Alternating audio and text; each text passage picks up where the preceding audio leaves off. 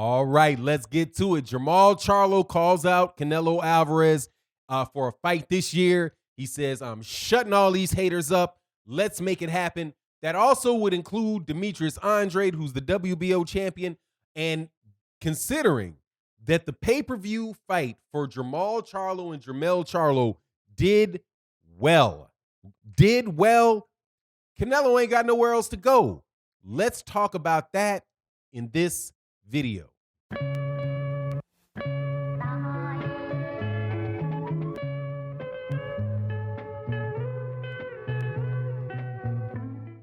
All right, welcome back to the channel. So, Jermall Charlo calls out Canelo Alvarez. This is big news. Now, why should this be big news when everybody knows that Jermall Charlo has been trying to fight Canelo Alvarez for years, okay? Since 154 pounds. Only the most casual, I love Canelo-ish a fan does not know that Canelo Alvarez and Jermall Charlo are contemporaries.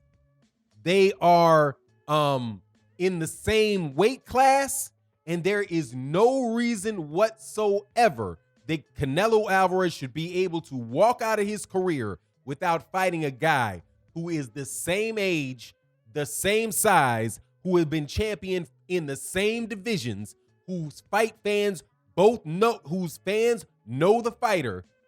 There's no way he should get out of his career out of there without fighting Canelo Alvarez. But up until this, without fighting Jermall Charlo, but up until this time, Canelo Alvarez media supporters, I'm not going to say the fans, but whatever, you know, the mysterious people out there that determine what boxing fans really want, what they have tried to convince people is that, no, it's the Gennady Golovkin fight that we need to see. It is the Rocky Fielding fight that we need to see. It's the Callum Smith fight that we need to see. It's the Billy Joe Saunders fight that we need to see.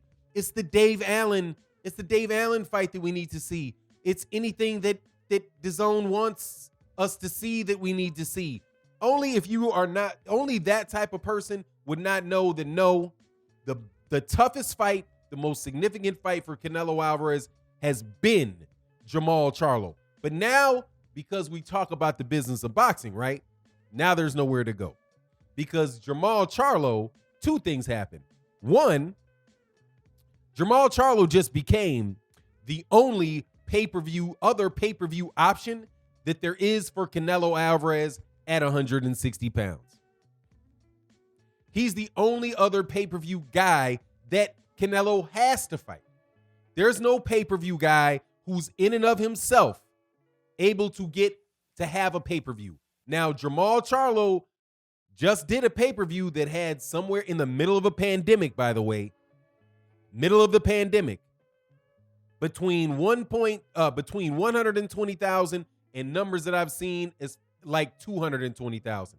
But somewhere in there, in which was, last time I checked, a pay-per-view bigger than Terrence Crawford versus Amir Khan by a good bit. And that, my friend, was in the middle. That was not in the middle of a pandemic.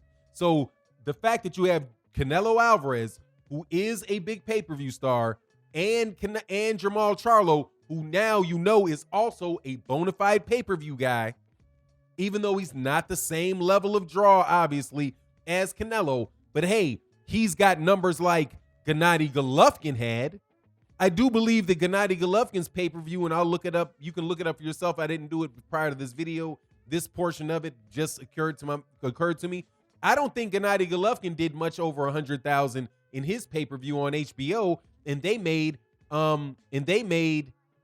a pay-per-view with Gennady Golovkin. With Gennady Golovkin and Canelo Alvarez. So if Jermall Charlo does roughly the same numbers, but it's in a pandemic, and he's not doing it with the promotion of HBO or, truth be told, any of the established media, really, you have to say that his fan base is big enough to demand that fight. But we already knew that, though, which is why you knew that where the pay-per-view was going to be roughly. I love that it was between 150 and 220 because that makes sense. I didn't want to make a prediction, and I didn't make a prediction for the pay-per-view sales on Jermall Charlo versus Jermall and Jermell because I thought to myself, well, this is uncharted territory. This is a pay-per-view in the middle of a pandemic. We're in the middle of an economic crisis. How many people are going to be able to pay $75? My mind told me that any boxing fan that usually has $75 and thinks $75 really is discretionary income, like it's no big deal, they are still going to have that $75 by and large. And the ones that would scrounge to go get the $75 and get people to go to get into the house, and maybe one guy's $10, another guy's $10, another guy's $5, they're going to come together and do that anyway because the fight's never been $75 to them. It's always $5 and $10, but it's a group of people that watch the fight. So that was my thought, and I think that panned out pretty well because Jermall and Jermell on a Showtime pay-per-view doing between 120 and 220, what do you think that they would have done on Showtime if they were just fighting on Showtime for free? On Showtime, they might have done 600,000 on 600,000 on pay-per-view on regular HBO. So if they're willing to do that if they can do that on regular HBO, the fact that they are willing, maybe 1 out of 6 or 1 out of 5 or 1 out of 6 people would be willing to pay for it too, and the other ones are going to either, a few of them will stream it. Dude, that's good. That means they got a fan base that is behind them. Now let's see what numbers Canelo Alvarez is going to do in a pay-per-view in the middle of a pandemic. You know what? You'll never find out because DAZN doesn't have it. However, the reason why that is significant is that Canelo, again, is not going to be more than likely is not going to be staying with DAZN and Golden Boy. He is going to try to get out of that agreement. And from what I can understand, the question is whether or not DAZN and these guys are going to wind up owing, how much money they're going to wind up owing him. Because that was a declaratory breach of contract, right? So there wasn't a situation where they breached the contract and then somebody went, no, they told them that they were going to be in breach of the contract, right? Because this year isn't up yet. They literally gave fights to Canelo Alvarez last year. If they're expecting Canelo Alvarez is expecting 2 fights this year's not over, right? Hypothetically, he could get back-to-back fights in, a 2-month period of time. Once in October and once in December with no training camps, theoretically, right? But so they didn't actually breach the agreement. It was an anticipatory breach of the agreement. So more than likely right now that he is going to get out of it. At least that's my take on it. And when he gets out of it, where is he going to go?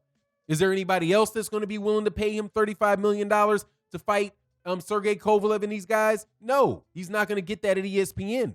So where's he going to go? He's going to have to go to the only other 2 networks that are really pushing pay-per-view, which would allow him to take advantage of his popularity.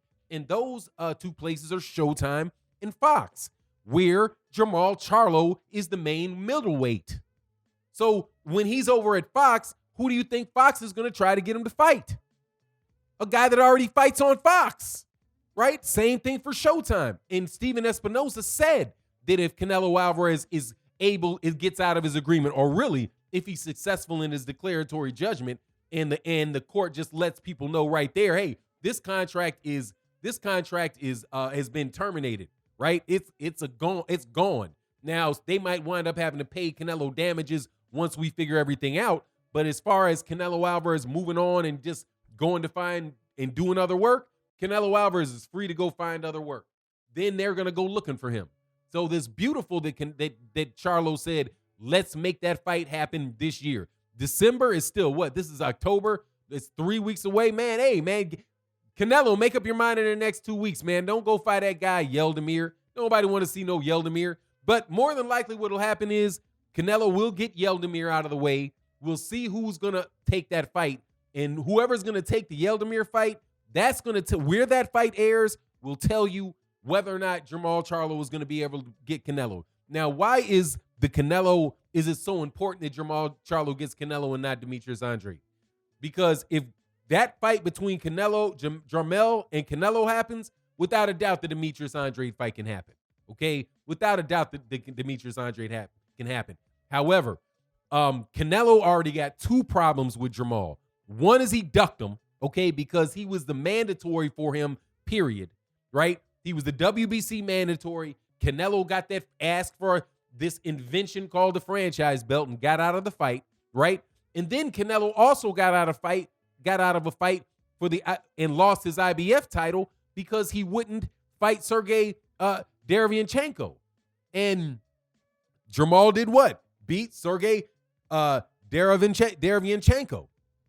So that's it. He's done he's got a 2-time go at Canelo Alvarez. But then after that, would love to see the Demetrius Andrade fight, because that definitely needs to happen. And if the Jermall Charlo Canelo Alvarez can't fight and Canelo winds up staying on his own, by all means, man, get the Demetrius Andrade fight. There ain't no need for all this nonsense.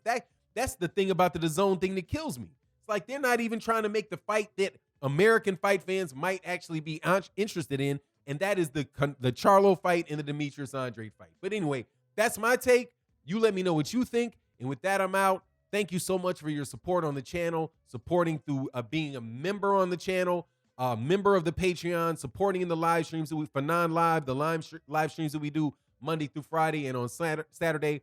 And also for the people that say, you stutter too much, you try to do this damn video off the cuff, unedited, and then I'll pay you to watch your videos. Man, get up out of here. Anyway, it is what it is. Much love to everybody in the chat. And with that, I'm out. Peace.